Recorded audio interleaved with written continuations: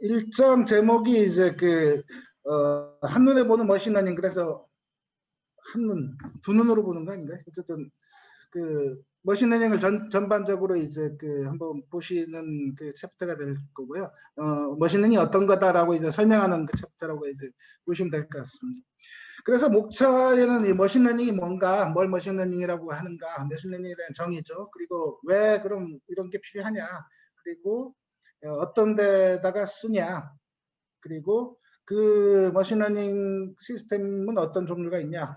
나는 분류인데, 분류 방법이 이제 모든 게 다 그렇잖아요. 분류 방법에 따라 이제 종류를 다양하게 나누니까 분류 방법에 대한 것들을 말씀드리고, 그럼에도 불구하고 이 머신러닝도 이제 아직 계속 발전하고 있기 때문에 이제 아직 좀 더 개선돼야 되거나 이제 좀 풀어야 될 문제 같은 게 어떤 게 있냐. 그리고 머신러닝이 이제 훈련되고 나서 그게 잘 동작하는지 어떻게 테스트하고 어떻게 검증하는가 하는 그런 문제가 있습니다. 그래서 맨 끝에 연습 문제 파트가 있으니까요. 그거는 이제 하시면서 직접 한번 풀어보시고, 맨 뒤에 답이 책의 부록편에, 그러니까 843페이지부터 해서 답이 있더라고요. 어펜딕스 쪽에. 그래서 그쪽을 한번 보시면서 직접 보시고, 보시고 또 이해가 안 되면 뭐 질문을 나중에 주셔도 좋고요. 근데 답이 있으니까 뭐 큰 어려움 없을 거라고 생각하고 있습니다. 자, 그럼 처음 이제 머신러닝이 뭐냐라는 얘기를 풀어가면서 이제 먼저 주변에 머신러닝 쓰는 거 많다라는 얘기부터 하고 있습니다. 컴퓨터를 쓰시면 OCR 같은 거 얘기 들어보셨는지 모르겠지만, 옵티컬 캐릭터 레코그니션, 그래서 이제 프린트 돼 있는 종이에서 이제 OCR을 탁 돌리면 그 프린트 돼 있는 글자를 인식하는 겁니다. 광학적 문자 인식이라 그래야 될까요? 그 글자를 인식하는 그런 것도 이제 어떻게 보면 머신러닝이고, 그다음에 스팸 필터 같은 게 있죠. 옛날에는 이메일이 있으면 광고 스팸 메일 있죠. 스팸 메일 같은 게 이제 많이 왔습니다. 요새는 스팸 필터들이 제법 있는 것 같아요. 그래서 너무 광고성 메일 같은 거는 이제 차단을 하거나, 예전엔 또 차단하다가 이제 스팸이 아닌 것도 차단돼서 좀 문제도 있긴 했지만은, 요새는 어떻게 잘 되고 있는지 스팸이 그렇게 많이 오는 것 같지는 않더라고요.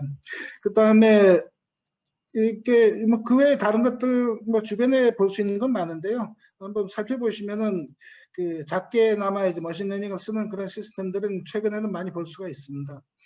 그러면 이제 머신러닝이 뭐냐라는 정의를 이제 하고 있는데요. 여기 뭐 아서 세미얼하고 톰 미첼이 이제 정해 놓은 걸 있는데, 명시적인 프로그래밍 없이 컴퓨터가 학습하는 능력을 갖추는 거라고 이제 돼 있는데요. 여기에 요게 펜인가? 요게 예. 지금 이쪽 그림이 있고 이쪽 그림이 있지 않습니까? 왼쪽하고 오른쪽 그림의 차이는 뭐죠? 왼쪽은 이제 우리가 컴퓨터를 뭘 하고 싶어 했을 때 이제 문제를 연구해서 그거를 이제 사람이 규칙을 작성해서 이제 평가한 다음에 만약에 문제가 있으면 이제 다시 한번 해서 조금 방법을 고쳐야 되겠죠. 그래서 잘 되면은 론칭하는 거죠. 결국 이 규칙을 사람이 정하는데, 그게 아니라 이쪽에서는 이제 문제를 연구해서 데이터, 여기 이제 데이터를 갖고서 그림이 있어서 데이터를 갖고서 이제 스스로 프로그래밍이 되도록 하는 거죠. 그 데이터에 의해서 프로그래밍이 된다. 근데 사람처럼 프로그래밍을 짜는 건 아니고요. 많은 경우 이제 나오는 프로그램 뭐냐면은 모델이라는 걸 사람이 선택을 한 다음에 그 모델의 파라미터들이 있습니다. 뭐에 몇을 곱할까, 뭐에 몇을 더할까 뭐 하는 그 파라미터를 이 데이터로부터 이제 받아가는 거죠. 결국 그런 면에서 뭐 완전히 자동화된다고 얘기하긴 좀 그렇고, 우리가 뭐 랜덤 포레스트를 할까야, 리니어 리그레션이 할 거야, 이제 뒤에 보시겠지만 그런 알고리즘을 선택하고 그 알고리즘에서 필요한 이제 파라미터를 이제 데이터로부터 얻어내게 하는 거죠. 그래서 이 파라미터가 튜닝이 잘 돼 있어서 잘 맞네. 그러면 이제 론칭을 하게 되는 거죠. 그래서 자동으로 이제 여기 명시적 프로그래밍이라고 한 거지 뭐 아예 사람이 관여 안 한다는 건 아닙니다. 모델 같은 거 선택을 해야 되는 거고요. 저는 요 정의보다는 톰 미첼 아저씨 정의를 주로 많이 쓰는데 여기 T와 E와 P를 갖고 이제 정의를 하는데요. T는 뭐냐면 우리가 하고 싶은 일, 태스크, 작업인 거죠. 작업을 하고 싶은 일이 있습니다. 하고 싶은 일이 있는데 그거에 관한 이제 데이터는 있습니다. 데이터. 경험이라고 여기서는 experience라고 이제 표현했는데 겨우 데이터는 많이 쌓여 있는데 그거를 이제 어떤 게 잘 된 거야, 못 된 거야, 그럼 평가할 수 있는 점수를 줄 수 있는 요 세 개를 갖고서 이 경험을 통해서 잘했다 못했다 그런 걸 이제 피드백을 줘서 프로그램을 향상시키는 거, 퍼포먼스 향상시키는 거, 컴퓨터가 그걸 이제 머신러닝이라고 이제 정의를 한 게 있는데 TEP 갖고 이제 정의한 게 저는 좀 좋은데요. 책에는 30페이지에 있습니다. 거기에 요 정의를 저는 어디 가서 얘기할 땐 주로 쓰는데 요런 걸 이제 머신러닝을 한다라고 이제 일단 기억해 두시면 될 것 같습니다. 그다음 기본적인 용어는 여기서 아까 이 경험이라고 얘기한 거 있죠. 이라고 한 거. 그 하나하나의 사례를 이제 훈련 케이스라고도 얘기하고 인스턴스라고도 얘기하고 샘플이라고 얘기도 하는데 각각의 훈련 데이터가 있고 이것들을 모아놓은 거를 훈련 세트라고 이제 얘기를 합니다. 그래서 여기 훈련이라고 붙여놓은 거는 이제 학습에 사용된 샘플인 거고 나중에 테스트 세트도 있습니다. 그러면 학습된 모델을 이제 테스트 얼마나 잘 학습했어라고 테스트하는 건 테스트 세트라고 부르고요. 자, 여기까지해서 머신러닝이란 뭐냐라고 이제 얘기를 해봤는데 결국은 이제 머신러닝의 접근법은 사람이 규칙을 정하느냐, 여기 이제 규칙을 정하느냐, 아니면 알고리즘이 이제 패턴을 감지하느냐 그런 차이로 이제 나눠볼 수가 있을 것 같습니다. 그래서 요 주어진 데이터 갖고 이제 파라미터들을 이제 배워가는 거죠, 컴퓨터가.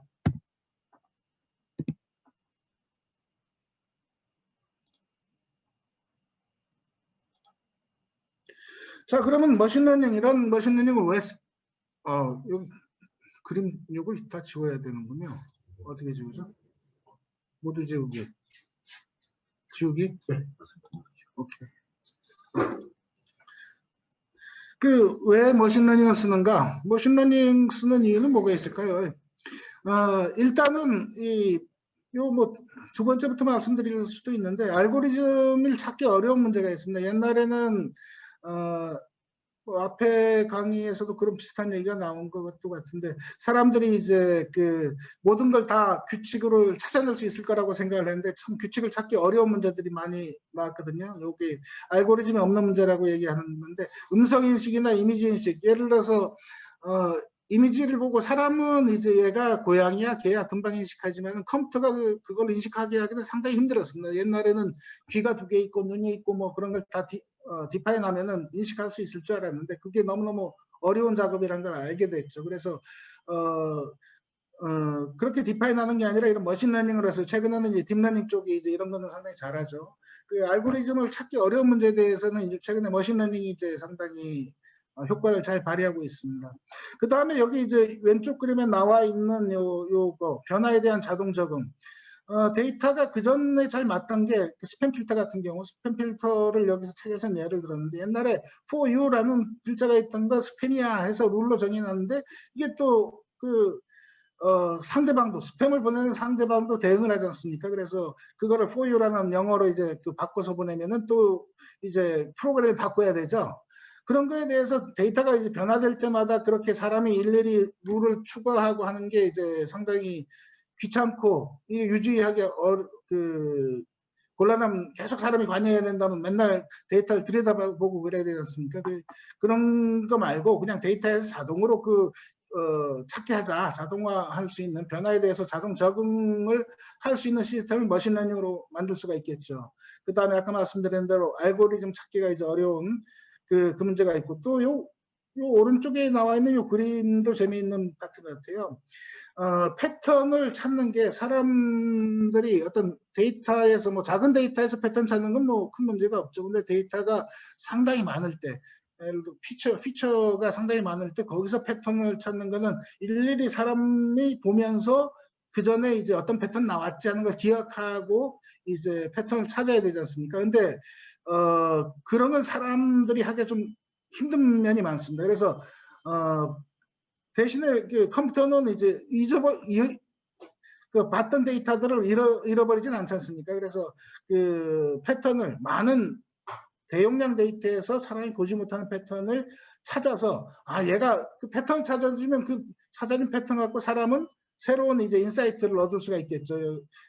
인사이트를 얻을 수 있는 그런 이제 면에서 어떻게 보면 패턴 찾는 이제 머신으로서 이제 그 가치도 있는 것 같습니다. 이거를 살짝 옮기면 좋을 것 같아요. 예.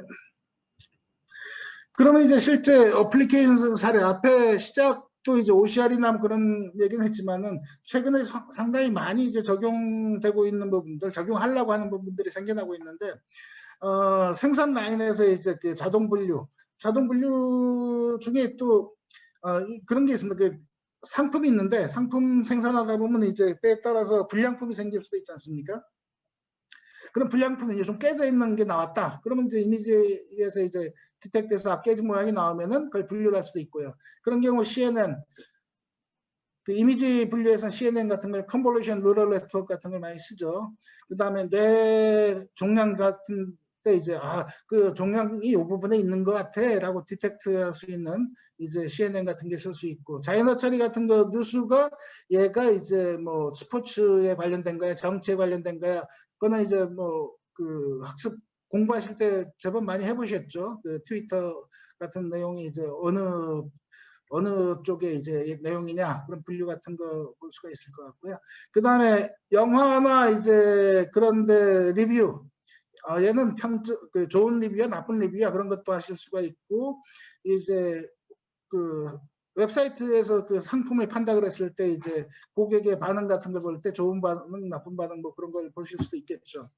최근에 문서 요약이나 또는 개인 비서 또는 사업 같은 경우는 이제 올해 수익에서 내년에 이제 매출을 예상한다든가 그런 경우는 리그레이션 같은 걸 쓰실 수가 있죠. 그 다음에 신용카드 같은 경우는 이제 부정사용, 그러니까 이제 해외나 그런 데 부정사용 같은 걸 감지해서 얼러트를 주는 형태로도 많이 하죠. 이제 이상치 감지하는데, 여기 쭉 적어놓고 보니까 묘하게 이제 요쪽 파트가 전부 다 딥러닝 쪽인데, 자연어 처리나 이쪽 딥러닝 쪽이 좀 많이 그 쓰여지게 됐네요. 근데 다음 달 강의까지는 딥러닝 쪽이 아니라 여기 이제 그 통계적 머신러닝, 리니어 리그레션하고 서포트 벡터 머신이나 이제 등등등 이쪽을 주로 하게 되긴 하는데, 이쪽 파트는 뭐 제 다른 강의 이미 기존에 이제 올라가 있는 게 있기 때문에 그걸 먼저 보시고, 여기 끝나고 뒤쪽 그런데 이제 그 다음에 한번 생각해 보기로 하죠. 이게 책이 워낙 이게 뒤쪽 부분이 또 너무 상세하게 돼 있어서 이게 진도 나가기 상당히 어려운 책이라서, 일단은 이렇게 이제 어플리케이션들이 최근에는 이제 많이 쓰인다, 그 머신러닝이 많이 쓰인다라고 한번 보시면 될 것 같고요.